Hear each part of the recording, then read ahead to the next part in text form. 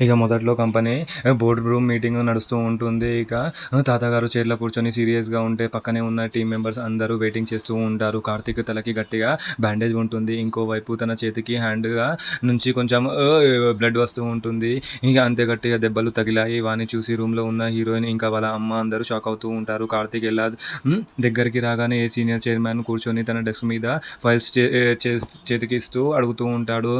"నువ్వేంటయ్యా మళ్ళీ వచ్చావు? మళ్ళీ ఏదైనా కంప్లెయింట్ ఇవ్వడానికి వచ్చావా?" అని అడుగుతూ ఉంటారు. ఇంతలో హీరోయిన్ మనసులో అనుకుంటూ ఉంటుంది, నీ మనవరాలు రౌడీలతో నన్ను కొట్టించి అని చెప్తాను ఏమో అని చూస్తున్నట్లు ఉన్నారా? కానీ కార్తీక్ గాడు గుండె గట్టిగా చేసుకొని స్ట్రెయిట్‌గా కౌంటర్ ఇస్తూ ఉంటాడు. వచ్చింది కంప్లెయింట్ ఇవ్వడానికి కాదు సార్, కలిసి పని చేయడానికి అని చెప్తూ ఉంటాడు. అది వినగానే అందరూ షాక్ అవుతూ ఉంటారు. వాళ్ళ అమ్మ, అవును పెద్దాయన గారు, ఇతను నిన్నే రమ్మన్నాను అని చెప్తూ ఉంటుంది.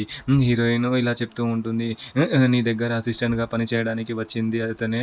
ఇక కార్తీక్ ఆఫీస్ ఫ్లోర్ మీద హీరోయిన్ డెస్క్ దగ్గర వచ్చి తన గ్లాసెస్ అడ్జస్ట్ చేస్తూ కూల్‌గా కూర్చుంటూ ఉంటాడు. నేను ఇలా వచ్చేస్తాను అని నువ్వు బిల్కుల్ ఎక్స్‌పెక్ట్ చేయలేదు కదా! నీ పతనం మొదలయ్యింది. ఇంకోవైపు కారిడార్‌లో హీరో తన అమ్మతోటి ఫుల్‌గా హ్యాపీ నవ్వుతూ ఉంటుంది.